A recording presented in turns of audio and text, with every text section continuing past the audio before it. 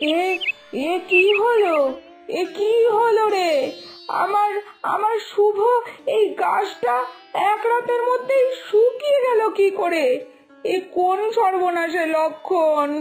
কালকেই কালকেই তো গাছটাকে দেখলাম, কি সুন্দর ছিল গাছটা, আর এক রাতের মধ্যেই এটা কিভাবে হয়ে গেল? হায় হায় গো, এ আবার কি সর্বনাশ হলো? মনা মনা কি কিছু করলো নাকি গাছটার সাথে? ও তো বলছিল ও এইসবে বিশ্বাস করে না, কিন্তু কিন্তু তাই বলে আমার মেয়ে তো মোটেই এরকম না। ও একেবারেই এরকম কাজ করতে পারে না। ও কোনো দিনই কারোর ক্ষতি করেনি, একটা পিঁপড়েকে পর্যন্ত মারে না। তাহলেও ওই গাছটাকে কিছুতেই মারতে পারবে না। তাহলে তাহলে কি হলো? এই গাছটাই বা মরে গেল কি করে? হায় হায় গো, আমি অমঙ্গলের এত আভাস পাচ্ছি। কোন অমঙ্গল হবে এবার? আমার কিচ্ছু ভালো লাগছে না। কি হলো মা? কি হলো গো? এত সকাল সকাল তুমি কি করছো এখানে? আর কি বলছো এসব? কিসের অমঙ্গল? কেউ কি কিছু বললো তোমাকে? এত আর্তনাদ করছো কেন মা? সব ঠিক আছে তো? দেখ না মনা, দেখ, এ কি সর্বনাশ হয়ে গেল! আমি কালকেই তোকে যে শুভ গাছটা দেখালাম আমাদের উঠোনে হয়েছে, দেখ এই গাছটার এখন কি অবস্থা! গাছ কেমন শুকিয়ে গেছে, দেখে মনে হচ্ছে যেন মরেই গেছে। এ কি কত বড় অমঙ্গলের সংকেত! আমি বুঝতে পারছি না এবার কি করব কি না করব, সেটাও বুঝতে পারছি না। কোনো সর্বনাশ তো হতেই চলেছে, কি করে বাঁচবো এই সর্বনাশ থেকে কিচ্ছু বুঝতে পারছি না আমি। এটা এটা কিভাবে হলো মা? এক রাতের মধ্যে গাছটা মরে গেল কি করে? এটা তো একেবারে অসম্ভব ঘটনা। না, এটা কিছুতেই হতে পারে না। গাছটা একা একা এক রাতের মধ্যে মরতেই পারে না। কাল অবধি যেই গাছ এত তরতাজা ছিল, সেই গাছ তো এইভাবে মরে যেতে পারে না। কিছু একটা অন্য গন্ডগোল আছে। সেটাই তো আমিও ভাবছি রে মা, কিন্তু মরে যখন গেছে তার মানেই অমঙ্গলের লক্ষণ।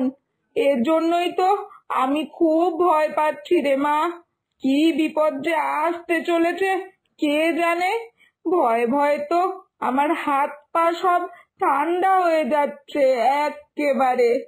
আরে ঠিক আছে ঠিক আছে, এত অস্থির হয়ে যেও না, দেখা যাক না কি হয়। আর আর তোমার যদি খুব ভয় লাগে তাহলে চলো কারোর কাছে যাই। কেউ যদি এটার কোনো বিধান দিতে পারেন তাহলে খুব ভালো হবে। এত অস্থির হয়ে যাওয়ার কিছুই নেই আগের থেকে। আমি আগে দেখি, একবার শেমুর সাথে কথা বলে দেখি। শেমুরা একজন গুরু বাবার কাছে যান, তার কাছে নাকি সব সমস্যার সমাধান আছে। তাই একবার শেমুর সাথে কথা বলে দেখছি, দাঁড়াও। এই এই শেমুটা আবার কে? বাবা, ভবানীদির মেয়ের কাছে তো দেখছি ভালোই এইসব তন্ত্র মন্ত্রের খোঁজ থাকে। এই মেয়েকে দেখলে তো মোটেই বোঝা যায় না এই মেয়ের পেটে পেটে এত। কি জানি কি জানি ওরা এবার কোন গুরু বাবার কাছে যাবে, এবার আর কি হবে, আর গুরু বাবাই বা কি বিধান দেবে? গুরু বাবার বিধানের পর যদি ওরা আবার ধনী হয়ে যায় তাহলে কি করব? আর আর ওদের ওই গুরু বাবা যদি আমার কোনো ক্ষতি করে দেয় তাহলেই বা কি করব? কি জানি। না, এবার আমাকে ওদের উপরে আরো বেশি করে নজর রাখতে হবে, না হলে গন্ডগোল হয়ে যাবে। দেখো মা, ওই গাছটা নিয়ে এখন মন খারাপ করে বসে থেকো না তো। ওই গাছটা নিজে নিজে মরে যায়নি, ওই গাছটাকে কেউ ইচ্ছা করে মেরেছে। তাই জন্য তোমার কোনো সর্বনাশের চিন্তা তোমাকে করতে হবে না। কেন কি গাছটা দেখেই বোঝা যাচ্ছে গাছটাকে কেউ মেরে ফেলেছে। আর ওই গরম জল গাছে ঢেলে দিলে খুব সহজেই গাছ মরে যায়। তাই আমি নিশ্চিত যে কেউ তো আমাদের এই গাছটায় গরম জল ঢেলে দিয়েছে। কিন্তু কে হতে পারে সেটা, সেটাই বুঝতে পারছি না। দূরের লোকের তো এটা জানারই কথা না যে আমাদের উঠোনের কোনায় এই একটা নতুন ধরনের গাছ জন্মেছে। কেন জানি আমার মনে হয় এটা ওই আনু কাকিমার কাজ। কারণ আনু কাকিমার একদম আমাদের ভালো সহ্য হয় না।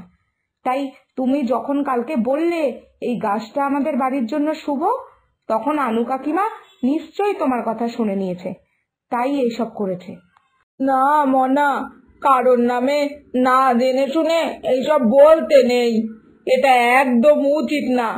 আর তাছাড়া তুই তো ওনাকে দেখিসনি গরম জল ঢেলে দিতে, আমাদের গাছ মেরে ফেলতে, তাহলে অকারণে কেন এরকম বলছিস? আমাদেরই সময় খারাপ যাচ্ছে রে মা, তাই তো গাছটা নিজে নিজেই মরে গেল। অকারণে নিজের কপালের দোষ অন্যকে দিয়ে কি লাভ বল? তুমি এখনো এসব বলছো মা? তুমি এখনো আনু কাকিমাকে চিনতে পারলে না? ঠিক আছে, আমি কালকের মধ্যেই তোমাকে প্রমাণ করে দেব যে এই কাজটা কে করেছে। দেখো তুমি তুমি শুধু আমার বুদ্ধিটাকে শোনো একবার, আর আমি যা যা বলবো তাতেই হ্যাঁ হ্যাঁ করবে, তাহলে সব নিজে নিজেই প্রমাণ হয়ে যাবে। দেখিস মা, যা করবি সব বুঝে শুনে, যাতে তোর জন্য অন্যকে অকারণে অপমানিত না হতে হয়, সব বুঝে তারপরেই করিস।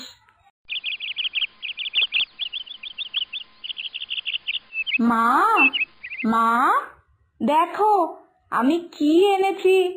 আজকে যে গুরু বাবার কাছে গেছিলাম, দেখো গুরু বাবা আমাকে কি দিয়েছে। কি আনলো গুরু বাবার কাছ থেকে? আবার কি আনলো? এই মা মেয়ে মিলে কি যে অশান্তি শুরু করেছে আমার জীবনে, জীবনটাকে একেবারে তিক্ত বিরক্ত করে ফেলছে।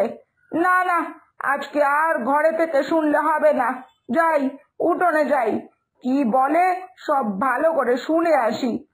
কোথায় মা? দেখা দেখি গুরু বাবা কি বিধান দিলেন।